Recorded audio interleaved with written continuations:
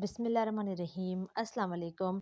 आप देख रहे हैं टी एकेडमी और आज का हमारा टॉपिक है उर्दू गिनती का, जिसके अंदर मैं आपको उर्दू गिनती 1 से लेके 10 तक के सारी सही अल्फाजों के साथ, इसके अलावा उनको क्या लिखने का जो हुर्फ होते हैं वो अब मैं आपको बताऊंगी। इसके लिए वीडियो को लास्ट तक ज़रूर देखिएगा। इससे पहले अगर आपने हमारा चैनल सब्सक्राइब नहीं किया तो सब्सक्राइब कर दें और बेल आइकन पर क्लिक कर दें ताकि आगे आने वाली इंफॉर्मेटिव वीडियो आप तक पहुंच सके।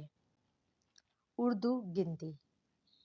अलिफ ये काफ 1, दाल वाव 2, ते ये ती नून साकिन 3, चे अलिफ चा रे साकिन 4, पे अलिफ पा नून चे 5, चे दो चश्मी है 6, सीन अलिफ सा ते साकिन 7, अलिफ मद ज़बर आ ठे साकिन 8, नून वाव 9, दाल सीन 10।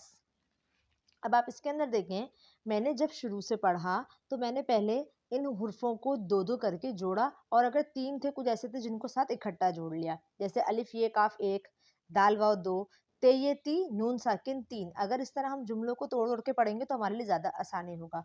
अब जैसे चे अलिफ चा रे साकिन 4, पे अलिफ पा नून चे, ठीक है, पा अलग पड़ा नून चे अलग पड़ा 5।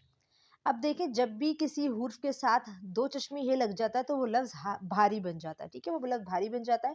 तो चे के साथ दो चश्मी हे जब लगा तो बन गया छे, ठीक है। जैसे बे के साथ दो चश्मी हे लगता तो भे बन जाता है, पे के साथ दो चश्मी हे लगता तो वो फे बन जाता है। इसी तरह जब चे के साथ दो चश्मी हे लगा तो वो छे बन गया।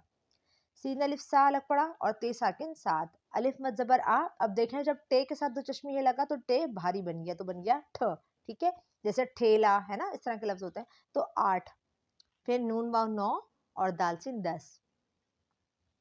उम्मीद है कि आपको वीडियो पसंद आई होगी। वीडियो को लाइक ज़रूर कीजिएगा, कमेंट ज़रूर कीजिएगा और अपने दोस्तों के साथ शेयर ज़रूर कीजिएगा। जज़ाकल्लाह।